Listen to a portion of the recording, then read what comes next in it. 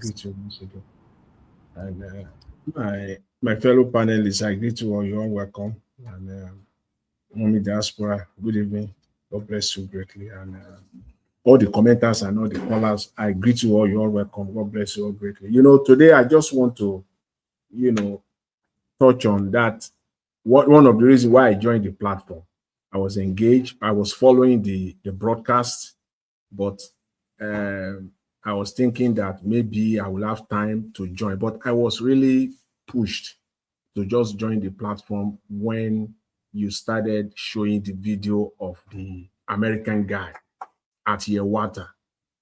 That was what actually, prompted me today. And I felt that, I hope that many of our panelists will, push their voice on this one.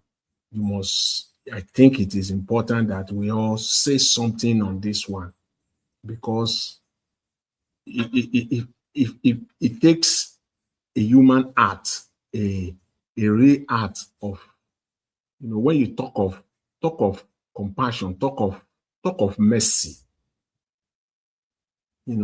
which is what the scripture, which is what Christ preached. That is it in real life. That is just it in real life. But as I always say, Nigerians were so cunning, we're so deceptive, and we're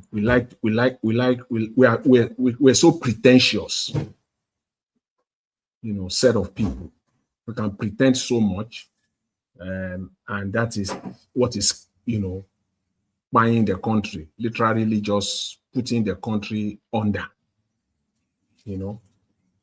Like, for example, I will still come back to this one because for me, that is the centerpiece of today's broadcast for me. That's a video of that guy. But I'll quickly say this. The video of, I was watching the video of Arise News when they had this interview with their chief editor, Sambo, and Ayo presented that segment, introduced that segment of the broadcast. That is the problem. Just look at her. I want to say this right off the bat ahead. Shame on you, Ayo. Wherever you are, shame on you. So shame on you. Today is what you did, your comment. That how far do you want to go in that house? And I don't know who you are working for. You are protecting your pocket, your income. I understand that. But you cannot in one breath be saying that you want a good Nigeria. And when you now see the obvious truth, you will try to misalign it, misrepresent it. You said that singular word. You did your presentation. And then you said, Mr. Peter Obi claimed that Tinubu spent 23 days in Nigeria. In other words, it's not true. It is only Mr. Obi that is claiming so. Did Tinubu not spend 23 days out of the entire month of outside Nigeria, out of the entire days in January 2026? So what is claimed there? What are you trying to spin? You think you can spin what? You think because you believe that, first of all, many Nigerians are dumb anyway, those that are listening. You think people just waste their data to watch you, to listen to you? How many Nigerians we just heard today? There is no light anyways.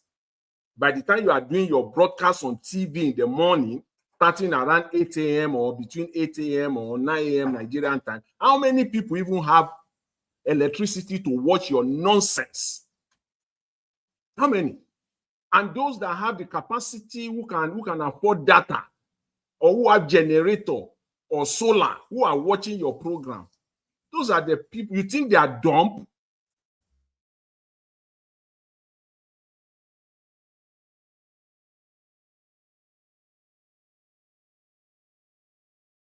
Mr. Jonathan, you muted yourself again. Sorry about that. So Sambo came in and he laid it out as a journalist. That's what you're supposed to do as a journalist. You have to be fair and balanced. What is claim?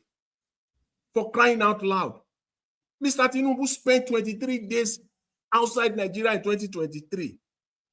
Peter Obi, as an opposition politician, brought that out, and you came on national TV and you said Peter Obi claimed.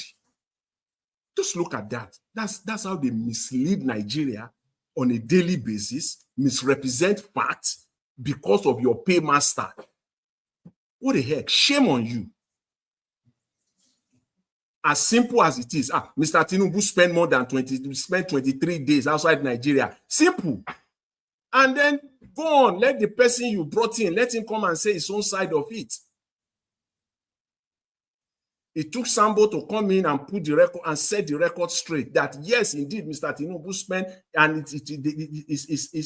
that the government of Tinubu should take it in good faith. It is the right opposition position that they stated it out. That's what they do every day on that Arise News. It's only someone like Rufai who is still maybe, up there, a little bit up there. I'm not giving him 100% at this point in time. No, I'm not giving him, but it's still above he still keep the standard of journalism to be balanced. We're not saying you should support anybody. At least be fair. At least be balanced. At least be truthful. Don't mislead. So an ordinary person that listens to your broadcast will think that Tinubu did not actually spend 23 days outside Nigeria. It was just one man who is claiming that was what happened. So mischievous. Terrible. And shame on you for using that word.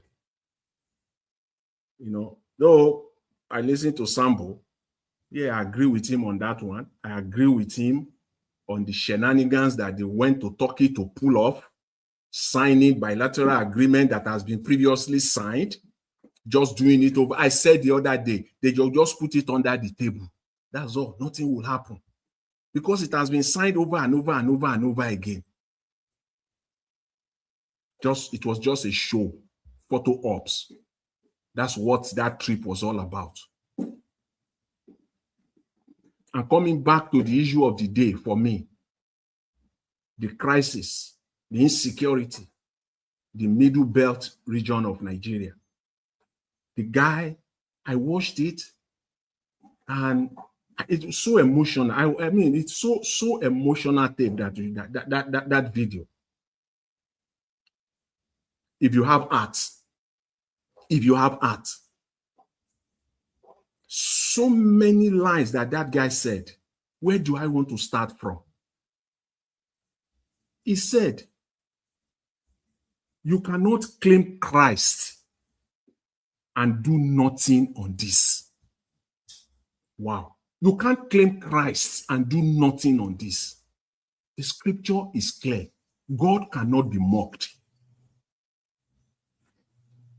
I am moved myself. I'm ready to partner with any group, anybody in Nigeria that really want to go in. Not anybody who is ready to do this. It cannot just be talk alone.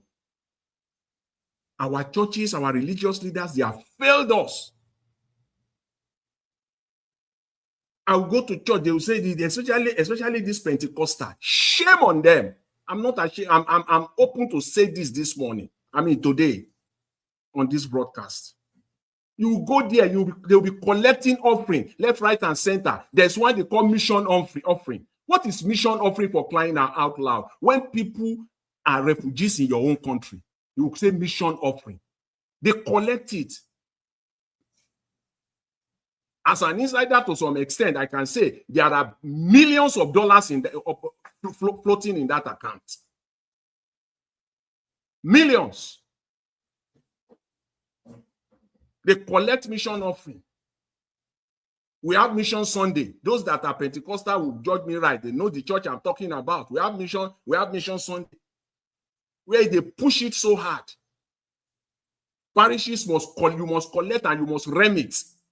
You must remit back to the to your zone, and then to your area, to your zone, and to region, and then to the provincial level. You must remit that mission offering.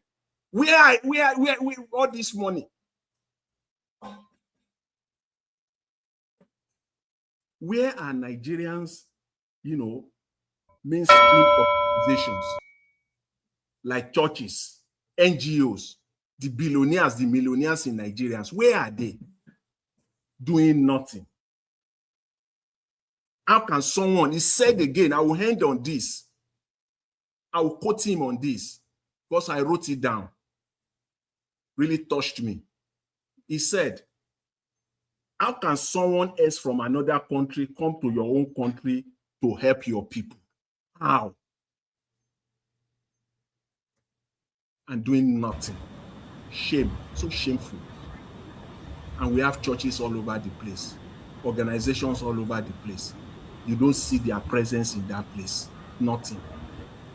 Rather, romancing with the crooked, criminal, satanic government that is in place.